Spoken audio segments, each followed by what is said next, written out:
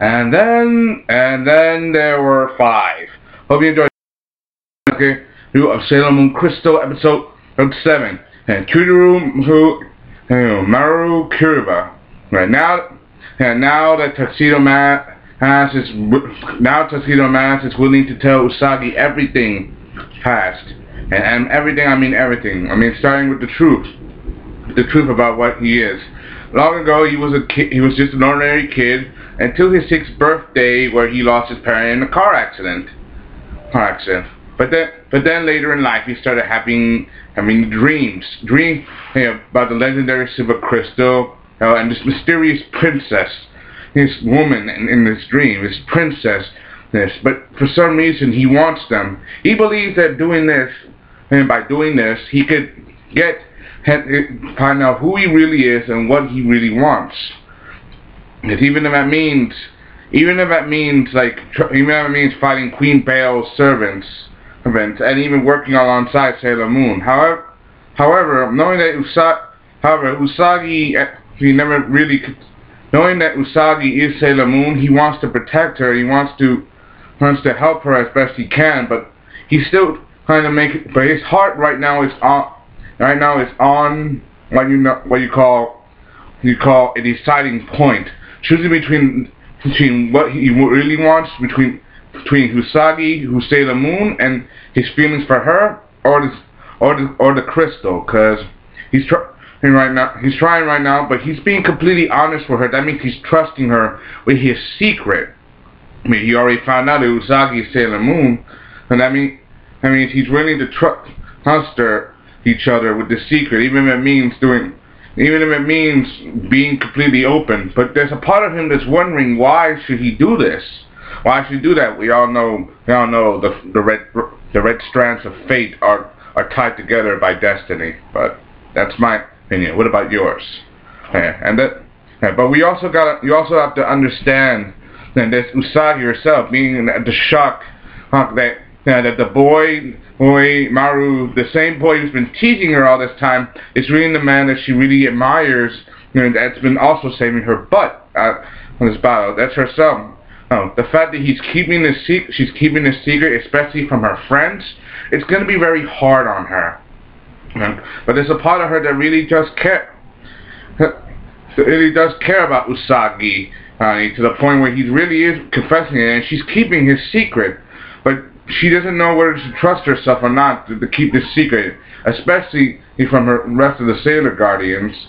And it's knowing the fact that Queen Bale and her forces are already on Earth, and they're already mobilizing to the point where they want to get their hands on the legendary crystal. That they're doing every method they can to literally find it, even if it means using the people to do their dirty work. Also, if I don't mention this now, apparently Queen Bale is also a servant to an even more nastier force than she ever was. Queen Metallica, that's one, or Metalia, that's what I'm gonna call her Metallica, but that's my opinion. And apparently, Queen Bale offered her energy, but apparently it's not enough. They still need the crystal. But then again, there's Queen Bale having second thoughts whether to give the crystal to Metallica or not, or to use it all for herself. So basically, I'm thinking kind of like an internal conflict between two queens, even though one's supposed to be a servant, but then again, she could also be a queen of her own, and she could use the power to really do whatever she wants with it, whether to create a world in her own image or destroy it. That's kind of my perspective of this. What about you? But you also got to admire Usagi.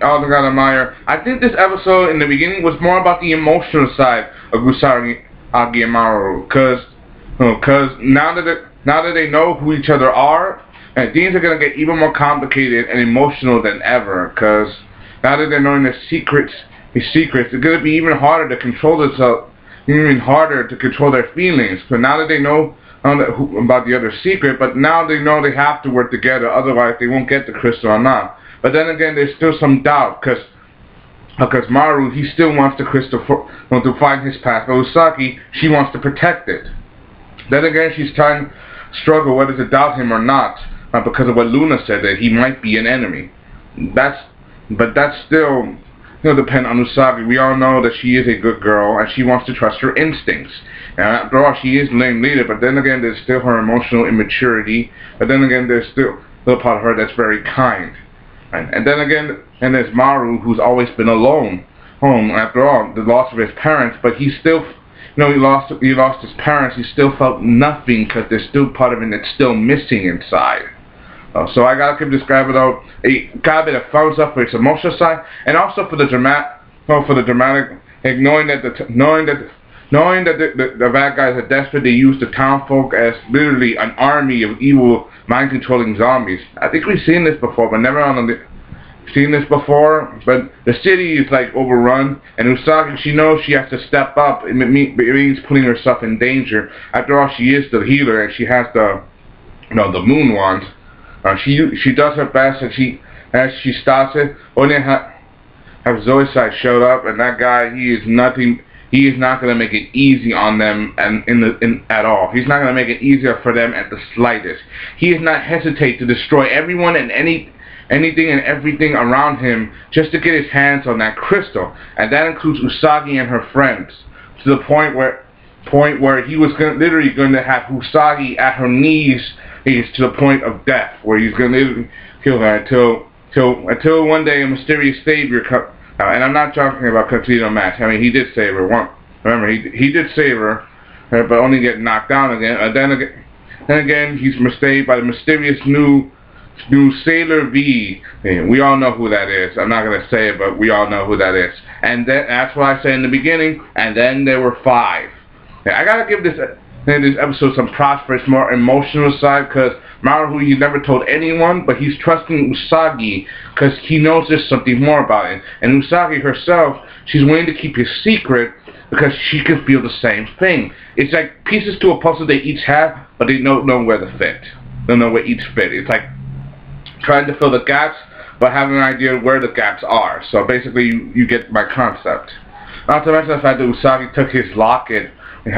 She would eat lunch, she would get ketchup all over herself. You know how she's like to be a foodie. A skinny girl, she can really peck on the food, but you all get the concept.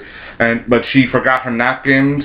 She left her napkins at his apartment, and she took the locket by mistake. But then again, when she sees that locket, she can feel his presence around him. And he was holding her napkin. They both want something from each other so badly, but they don't know what it is, whether it's love or something else. They just give them time. I gotta admit, this episode is very emotional. I gotta give this a 3 out of 5 because of its emotional standings, and the creativity, and not to mention the fact that we get to see the 5th Sailor Scout and her friend, and the other cat. We all know who that is. And also not to mention the fact that there's still pieces missing to the sailors about their true memories. What are their true memories? Well, then you're gonna have to find out in the next episode. Okay, that's all I gotta say. Hope you enjoyed. That's fun. Comment, subscribe. What do you think? Do you like this episode? Do you hate it?